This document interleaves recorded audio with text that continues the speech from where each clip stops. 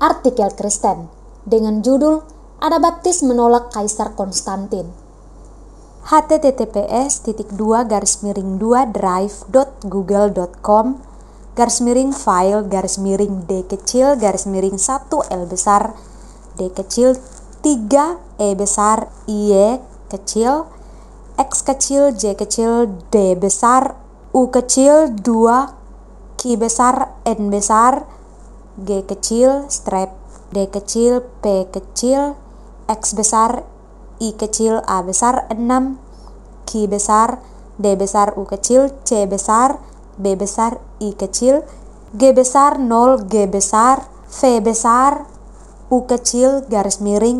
View huruf kecil tanda tanya, us huruf kecil sama dengan sharing.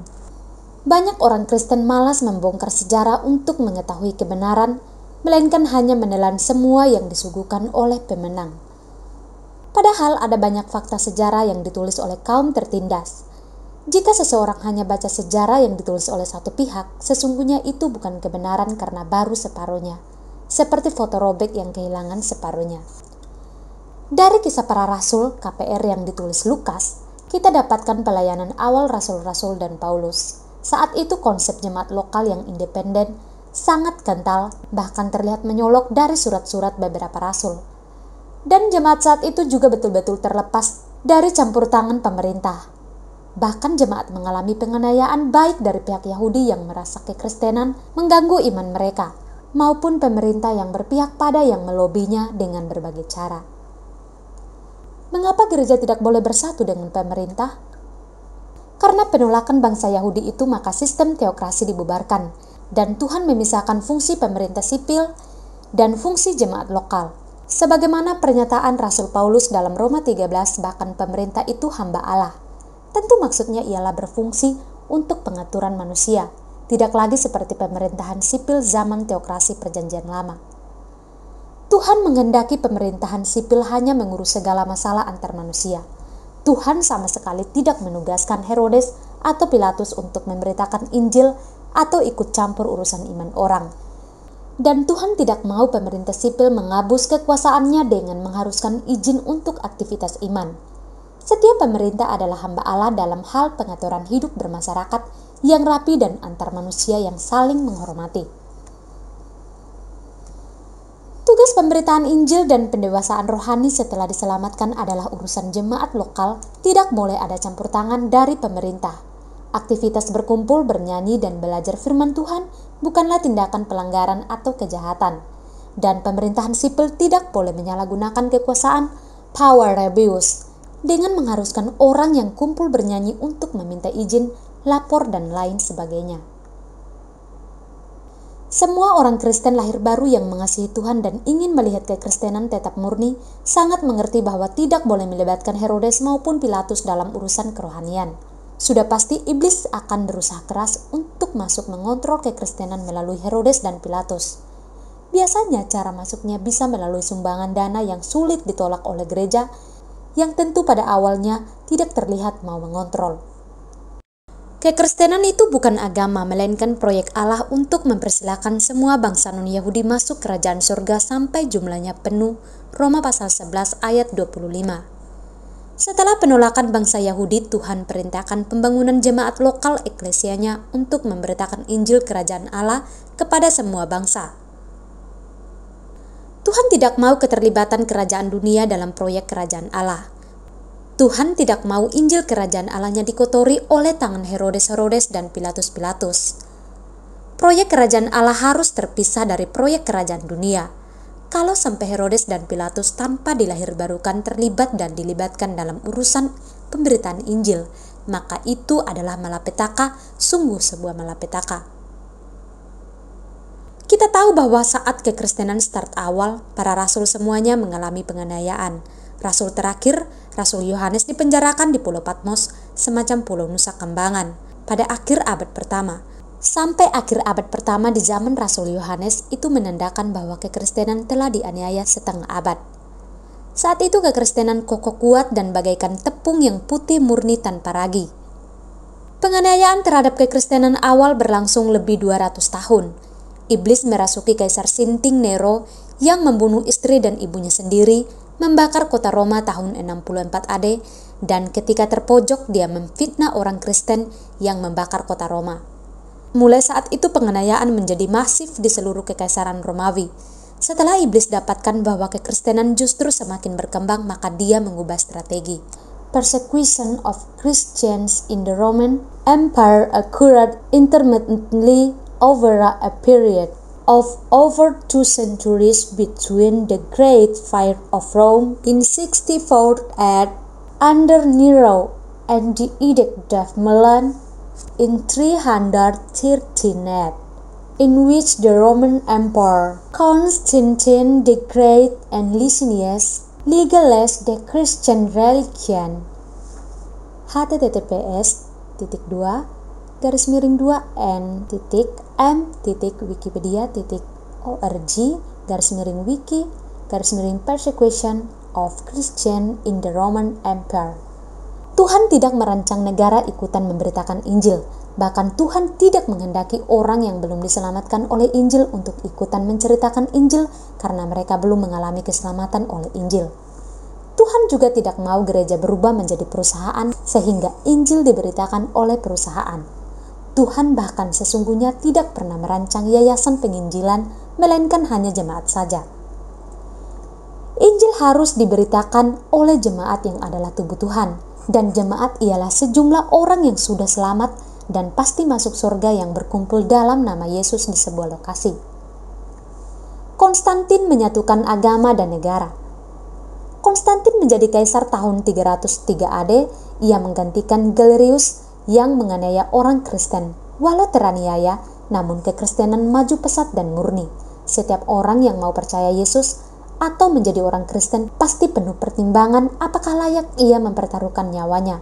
Tuhan senang dengan kondisi jemaat yang terpisah total dari pemerintahan duniawi. Sylvester menjadi gembala atau penilik jemaat di kota Roma dari tahun 314 sampai 335 AD. Jelas bahwa kepausan sebelum Sylvester adalah cerita tambalan belakangan karena di zaman penganiayaan kaisar-kaisar yang lalu tidak ada jabatan kepausan. Gereja dalam kondisi penganiayaan semua orang Kristen dan penggembalaan jemaat lokal juga dilakukan secara tersembunyi. Di lokasi mana letak kantor kepausan? Dusta besar. Konstantin pada tahun 313 AD mengumumkan Edict of Milan bahwa siapapun yang pernah merampas harta benda orang Kristen harus mengembalikannya. Dan sejarah mencatat bahwa Sylvester menjadi bisop penilik kota Roma mulai tahun 314, 1 tahun setelah Edict of Milan. Apakah ini kebetulan atau setelah kondisi mulai aman penganiayaan sudah berhenti, orang-orang Kristen sudah bisa mengambil kembali harta mereka? Maka Sylvester juga sudah berani tampil terang-terangan sebagai gembala atau penilik jemaat di kota Roma.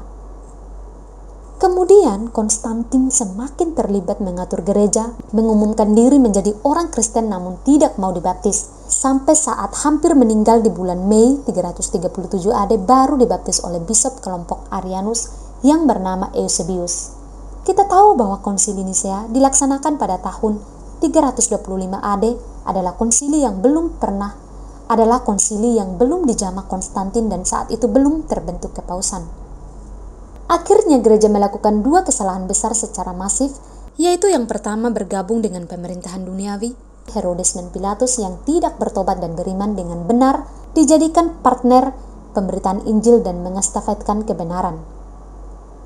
Yang kedua, melakukan pembaptisan terhadap orang yang belum beriman bahkan yang masih bayi. Sesungguhnya pembaptis bayi adalah praktek penyembahan berhala. https://mbc.org/acmbc.org/09-09-29-pagan origin of infants baptism. 2 kesalahan bahkan kesesatan tersebut yang dilakukan oleh sebagian orang Kristen itu sangat merusak kekristenan. Segala macam penyimpangan muncul di kemudian hari sebenarnya adalah efek yang timbul dari mengikuti 2 kesalahan tersebut. Setir gereja dipegang iblis. Semua Kristen yang bodoh merasa senang karena Herodes dan Pilatus masuk gereja dan menjadi teman tanpa pikir tentang efeknya bagi kekristenan di masa depan. Ketika penguasa tertinggi di muka bumi menjadi orang Kristen tanpa pertobatan, siapakah yang berani tidak setuju dengannya? Ia bisa berakhir lebih tragis dari Yohanes Pembaptis. Istri Konstantin yang bernama Flavia Maxima Fausta dibunuh dengan ditenggelamkan dalam air yang mendidih. Itu sesungguhnya direbus hidup-hidup. Akhirnya gereja yang berpusat di Roma semakin besar dan sudah pasti semakin berkuasa. Pembaptisan bayi menjadi alat untuk menjadikan semua warga negara Roma Kristen tanpa pertobatan dan tanpa pengertian.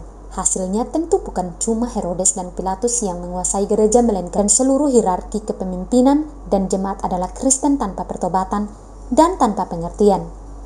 Gereja tidak dijalankan lagi sesuai pengajaran para rasul, melainkan sesuai dengan pendapat pemimpin yang tidak lahir baru dan yang tidak mengerti, bahkan tidak pernah baca Alkitab sama sekali. Orang Kristen lahir baru tahu bahwa gereja telah salah jalan, bahkan gereja telah diambil alih oleh iblis melalui tangan kaisar. Segala macam kesesatan akan segera masuk. Mereka mulai gambar Tuhan dan bikin patung Tuhan. Konsep dewa Ra dari Mesir, yaitu dewa matahari, ditambahkan ke dalam lukisan dengan lingkaran bulat di kepala keluarga yang mereka sebut keluarga kudus. Kalau di Yunani ada dewa-dewi yang menjaga ini dan itu, maka mereka berpikir, mengapa tidak bikin santo dan santa yang juga bisa menjaga ini dan itu. Misalkan Santa Ana yang melindungi orang dari sambaran petir. Padahal setiap orang Kristen lahir baru kalau meninggal sudah langsung ke surga. Tidak ada yang ditugaskan menjadi satpam untuk menjaga orang yang masih hidup. Ketika semua bayi seluruh kekaisaran Roma dibaptis menjadi orang Kristen, maka gereja bukan lagi institusi yang Tuhan inginkan sebagai pemberita Injil dan pengajar kebenaran. Gereja yang isinya bukan orang Kristen lahir baru itu mustahil adalah tubuh Kristus. Akhirnya gereja menjadi sama seperti kuil yang penuh patung dan upacara ritual dengan kemenyan pemanggil roh. Lihatkah pembaca bahwa pintu masuk kehancuran kekristenan ialah penyatuan gereja dengan pemerintah dan pembaptisan bayi? Sebuah pelajaran yang sangat penting dan berharga yang perlu disimak dan selalu diingat oleh pemimpin gereja, bahkan juga oleh anggota jemaat sepanjang masa ialah jangan gembira ketika ada orang berkuasa, orang kaya, masuk ke dalam gereja tanpa bertobat dan lahir baru. Sesungguhnya itu adalah malapetaka bagi gereja. Jika gereja meminta sumbangan pada orang kaya yang tidak di dalam Tuhan, itu sesungguhnya sama dengan menjual saham gereja kepada iblis. Akhirnya, lambat laun, iblis akan menjadi pemegang saham mayoritas. Kristen sejati memisahkan diri.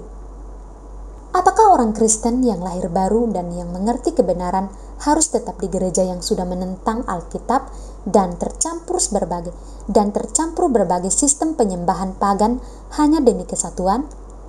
Atau orang Kristen Alkitabiah harus memisahkan diri dan tetap mempertahankan adanya jemaat lokal Alkitabiah sebagai tiang penopang dan dasar kebenaran TPDK 1 Timotius pasal 3 ayat 15 sepanjang masa? Ketika sistem kepausan terbentuk yang menyatukan semua iman dengan kekaisaran Romawi, di manakah denominasi Anda? Sekarang banyak pihak sepertinya mau menulis ulang sejarah, karena ada yang mengurut sejarah gerejanya sampai rasul-rasul. Padahal jika ditanya, ketika kepausan Roma Universal memasukkan semua iman kekristenan ke dalam gereja Roma Universal, yang sesat itu, gereja kalian di mana? Sejarah mencatat ada kelompok yang menentang, misalkan kelompok Novatian dan kelompok Donatis yang menentang keras gereja negara dan pembaptisan bayi. Dalam sejarah yang ditulis oleh Katolik, mereka disebut bidat. Kita sangat maklum bahwa semua penentang baptisan bayi disebut bidat. Banyak pengajaran yang dituduhkan kepada mereka oleh musuh mereka sulit untuk dipastikan kebenarannya, karena bisa saja itu fitnah dan bisa juga itu penilaian dari sudut pandang Roma Katolik yang sesat. Pada abad ke-7 juga ada kelompok yang disebut kelompok Paulicians. Tentu sesuai sejarah yang ditulis kelompok pemenang yang bersatu dengan pemerintah, mereka juga disebut bidat. Tetapi walau ada banyak variasi pengajaran yang dituduh kepada mereka yang sulit untuk diperiksa kebenarannya, namun ada kesamaan konsep penentangan, yaitu menolak gereja negara dan menolak pembaptisan bayi yang belum bisa percaya. Akhirnya karena mereka sangat menentang pembaptisan bayi dan mereka membaptis ulang setiap orang yang kemudian bertobat yang mau bergabung ke jemaat mereka, oleh Katolik mereka disebut Anabaptis. Ana adalah kata preposisi dalam bahasa Yunani yang artinya ulang. Jadi Anabaptis berarti baptis ulang. Mereka inilah yang memisahkan diri dari jemaat yang menyimpang yang bersatu dengan negara dan melakukan pembaptisan bayi. kaum Anabaptis adalah kelompok satu-satunya yang berdiri teguh bahwa gereja tidak boleh bersatu dengan pemerintah duniawi dan bayi yang belum akil balik tidak boleh dibaptis. Atas iman inilah mereka disiksa, dianiaya oleh gereja-gereja yang bersatu dengan pemerintah dan yang membaptis bayi ribuan tahun. Harga yang mereka bayar untuk menjadi tetap murni dengan memisahkan diri dari gereja negara yang resmi sungguh sangat besar, tetapi itu layak dibayar karena nanti akan diganti dengan mahkota abadi. Setelah pihak penguasa bosan dan malu menganiaya kaum Anabaptis, akhirnya dengan terpaksa penguasa mengulur kebebasan sedikit demi sedikit dan kaum Anabaptis muncul dari bawah tanah dan menamakan gereja mereka gereja baptis. Spurgeon berkata bahwa orang baptis itu seperti aliran air, di tempat tertentu di bawah tanah dan di tempat tertentu dia timbul di permukaan dan menjadi sungai. Anabaptis yang dikenal atau yang tercatat dalam sejarah adalah yang timbul dari permukaan yang kumpulannya menjadi besar sehingga menyita perhatian penguasa yang iri. Dan juga mereka yang dihukum mati karena tidak rela menyangkali imannya.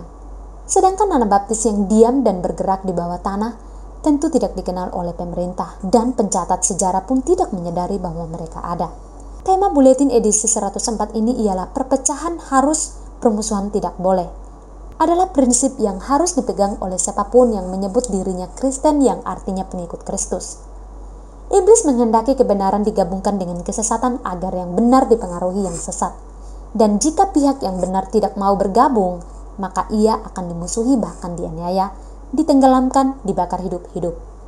Tentu ini bukan omong kosong karena sudah pernah mereka lakukan dan mereka masih sangat ingin melakukannya.